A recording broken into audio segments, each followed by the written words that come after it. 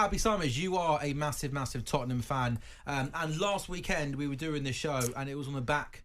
It was the first time Spurs were going to play in the league since that game in the Premier League against Arsenal, which you lost at home. Since that game, it has been 3 victories in 3 different competitions. Yes, it has. You went to Coventry in the League Cup. It was hard work, but you won 2-1. You backed that up with a home win in the Premier League against Brentford, and then Thursday night you went down to 10 men against Qarabag, but still came out on top, winning by 3-0. 2 games in a row. The Dominic Solanke scored for Spurs. Given the Arsenal game, and given that also came on the back of losing to Newcastle, there was lots of talk about Ange and that interview he gave after Arsenal. It might not have been pretty, but just how important was it just to get 3 wins under your belt in different competitions, just to almost calm everything down? Oh, absolutely huge. There was this kind of hysteria that Spurs were doing terribly at the start of the season. The draw to Leicester, the loss against Newcastle, which I don't know if Matty would agree, but I think that they were maybe a little bit lucky, Newcastle, that day as well, to get that win. I don't think the performances were particularly that bad. I'll take Arsenal out of the equation because I think that we were quite bad that day. But aside from that, I think that necessarily the results weren't really showing where Spurs maybe should have been. Coventry, they stunk up the place. It was absolutely awful, that performance, and they did very well.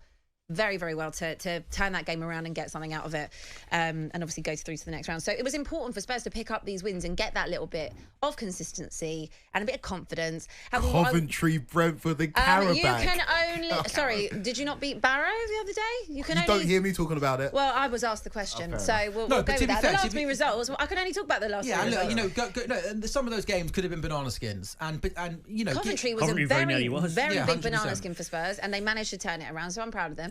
Qarabag the other night, to be honest with you, the scoreline maybe didn't reflect the entire game.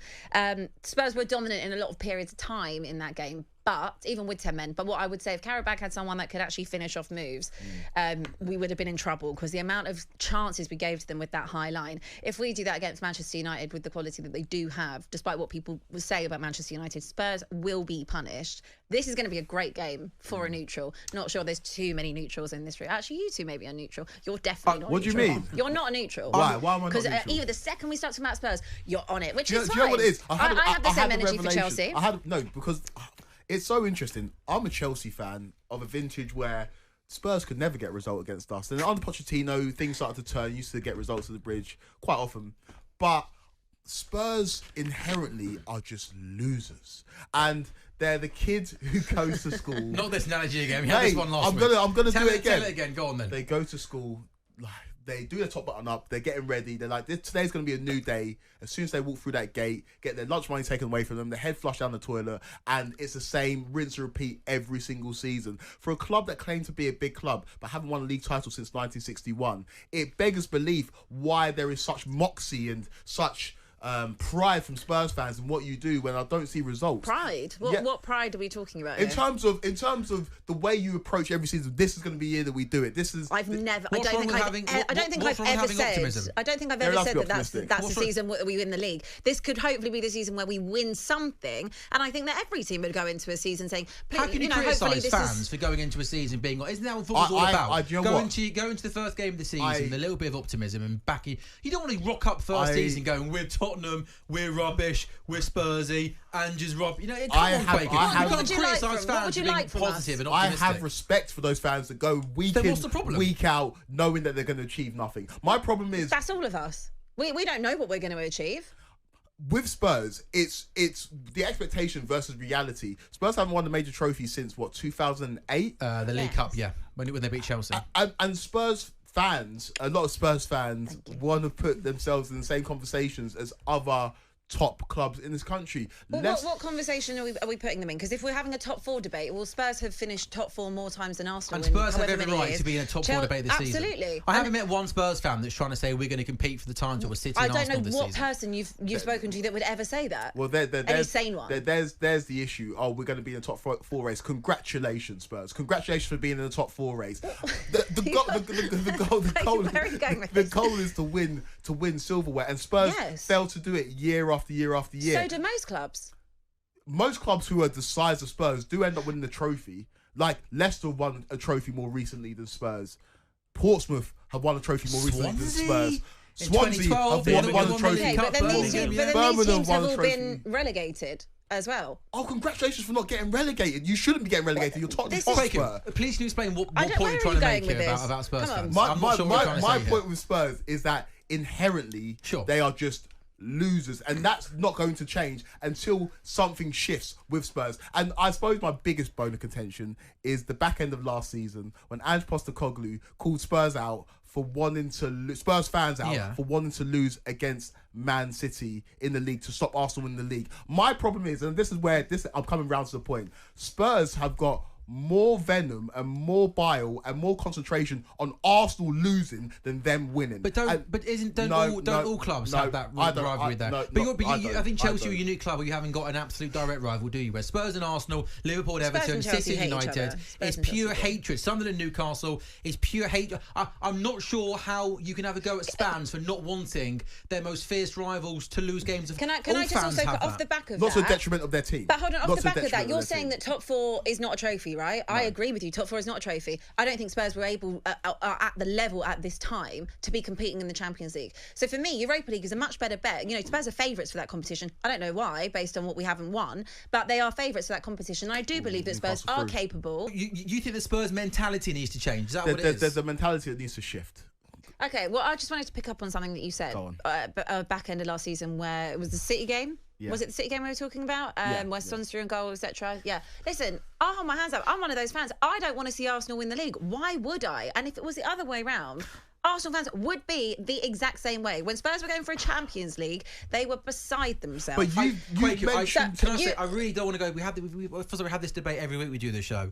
So I don't want to do this whole debate again. But I still don't understand what's so hard to understand about Spurs fans not literally wanting to hand their rivals the title, which is what they would have done if they got something off City. Top four and how top four is not a trophy. So if Spurs were to have won that game, everyone said, well, don't you want Spurs to get in the top four? Like I said earlier, before the goal, I don't feel that Spurs are at a point at this moment in time where they can challenge in the Champions League. I don't think they're good enough. They're still understanding whatever it is Ange wants them to play.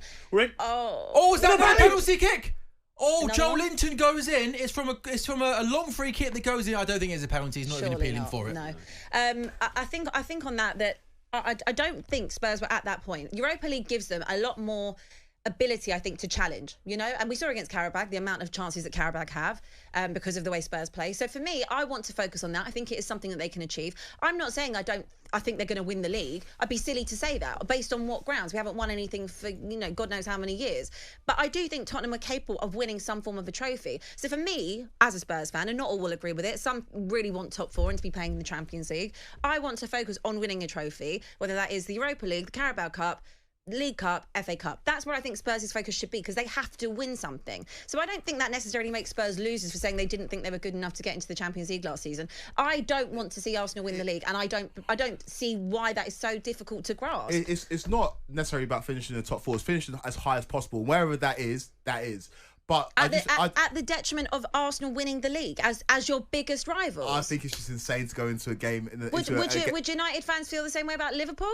Would you feel the same way about Manchester United? I couldn't think of anything worse than to literally be involved in a game of football where beating another team would hand your heart. And also for Arsenal as well, it would have been their first title in 20 years. So it's like, and Spurs have given it to you. So you would want to. You I'm want, saying, Kweku, you want Liverpool to lose at home. To stop Manchester United winning the title. Yeah, if it directly meant it, yeah. We have different mentalities when it comes to that because I would never want that. I would never want my team to lose. But you haven't got a rival, have you, at Chelsea? You don't have rivals, do you? Chelsea's rivals are Tottenham. You haven't got a rival. Yeah, but that's where the biggest So you're right. Exactly. Chelsea's biggest rival is Tottenham, and you're not their biggest rivals, are they? So it's not. But Chelsea's biggest rival is that, and I don't believe that most Chelsea fans would not want, if it was for Spurs to win the league, you would rather win that game. Could you imagine being involved? Could you imagine, Kweku, being involved in a game of football? I don't think you're telling the truth. You beating another team or drawing against another team would mean that Tottenham Hotspur win the Premier League for the first time. And you're saying you be in that ground, giving it the big and limbs when Chelsea score. Come on, Kweku. You're giving me hypotheticals that would never ever exist because you're not hypothetical. Yeah. The reality of the situation was you could have literally won that game and Arsenal still could have not won the league. Do you know what I mean? Arsenal still could have not won the league if you'd beaten Man City. Matty, come to you on this? I'll agree with you two all day long. Quaker, I think I'm really surprised you find it so perplexing. Well, maybe it's because, like you said, Chelsea don't have those direct rivals. Which is true, isn't it? Yeah, which is true. Which is probably why we come from a different... Stop it. QPR. Stop Let's it. It's true. let's move this conversation on now. Abbi, Ange, you last week on this show were very adamant. You're Ange in. You're going to back Ange. You want to give him time, and I completely agree with you. Have you then been surprised? Because I'm listening to talkSPORT a lot over the last couple of weeks, and obviously there are Ange in people, but I'm also hearing and reading a lot of Spurs fans that aren't having Ange and will be happy to see Ange go. Have you been surprised as a match-going Spurs fan to see other match-going Spurs fans be so against Ange? No, I think it's quite a split camp. I'll be honest with you. That surprises me. I do think it's a split camp. A lot of my friends and people that I Foden's coming on. A lot of my friends and people that I go to Spurs with, again, are kind of on the fence. My view on it, like I said last week, I don't think sacking Ange benefits Spurs. I think Spurs need some form of stability, and I wouldn't want to sack another manager. Six in 6 years. Chance there for Newcastle. Yeah, I wouldn't sack him. I think you need to give managers time. I think we had this thing where we get on managers back so quickly. And, you know, there's been a lot of mess at Tottenham in the last 6 years since Pochettino left. We've had lots of different styles of play, whether that's Jose, Conte, Nuno, Ryan Mason, Conte's number 2 as well, you know, against Newcastle. Stellini. Yeah. You know, we've had a lot of mess, right? So I think it takes more than one season to undo that. We've got a lot of young players as well. He's putting his stamp on who he wants to bring in. He's openly said Dominic Solanke is his signing. And I just don't think that we should be looking at sacking a manager. I also feel like because he's so stubborn in the style of play, especially defensively, I think I wouldn't rule out that would get him sacked anyway. But I do understand where Spurs fans get frustrated, but I don't know what they want. Who do you want to come in? What style of foot would you want to see? Because the way that Ange plays in terms of being very attacking, front foot football is what the Spurs DNA is. So we've had that change where we've had people that are a bit more defensive. We all moaned about it. We didn't like it. It stunk out the place. So I don't know what they want. I think all fan bases are always going to be 50-50 on managers, but just give him time. I just don't see what benefit sacking another manager would be. Do you know, I can't speak for Spurs fans because I'm not one and I never will be one. I can't think of anything. Do you want to make any more digs today? But I think where some frustration... But yeah, I'd be happy for you to win the league though if they play, if Chelsea play. Apparently, Absolutely. at any cost, you'd rather Spurs win the league. I want to make sure my team win. Such a lie. That's just never going to happen. But with Spurs, I feel the frustration comes from the stubbornness maybe. Coaching set pieces is something you could do on the training pitch. But they don't seem to do it. You seem to concede from set pieces consistently. We've actually only conceded 1 this season. Okay, but you're vulnerable from set pieces. Totally agree. Daily Telegraph totally headline is you're Lopetegui very susceptible to it. But I also feel like with Spurs, they're a side that the high line affects them massively. We watched the game against Newcastle, a game that you could have won, you didn't win. And so there's elements of your play where it feels more like stubbornness from Ange than progression. And then where he's been a bit surly in press conferences and interviews, is that an issue, do you think? He's not giving fans anything to grab hold. Do you think the way he conducts himself in interviews, a lot of people say he can sometimes be rude, a little bit aggressive and cocky. I mean, I've said this before on this show, I like Ange, I like the way he speaks, I like the fact that he's open and he's honest. I like the fact that if he doesn't like a question, he's going to say it how it is. I much prefer listening and interviewing managers that are like that, as opposed to, oh yeah, looking forward to the next game. Tough place to go and get results. But I don't have a problem with that. I like the fact that he's open and honest. And when Emma Saunders on Sky Sports 2 weeks ago said about winning a trophy in the second season, he went, yeah. I do. And people didn't like that, but it was true. No, I know. Okay, he's stating the fact, but I've said it so many times. I prefer managers to talk about the process rather than talk about the end goal. This is the Spurs side who've talked about having won trophy for 16 years. To trust the process. So talk about the way you're going to get there rather than talking about the trophy at the end of it. We don't hear Pep Guardiola, who's won multiple trophies, talk about the Premier League in September. We don't hear Mikel Arteta do it. But he was asked the question. He didn't come out in the press conference and go, I've won 2 trophies. Like, I think that's the problem. People want to jump on the back of Ange because he maybe is, as you said, a little bit surly, or he looks, you know, very forthright, isn't he? He might not make eye contact and things like that. Fine, but he was asked the question, so he's answering the question. No, but the tone of it was, she said you normally win trophies in your second season, and he corrected her and said, no, we always do. That's definitive. That's saying it. But he's saying a factor, but he's saying previously he has definitively won trophies in his second season. Okay. Would you not? We're pretending as if we can't read into context. We can't. We're pretending as if he's not saying it as if they're going to do it this season. Does that not? Who's to say that Tottenham won't do it this year? Okay.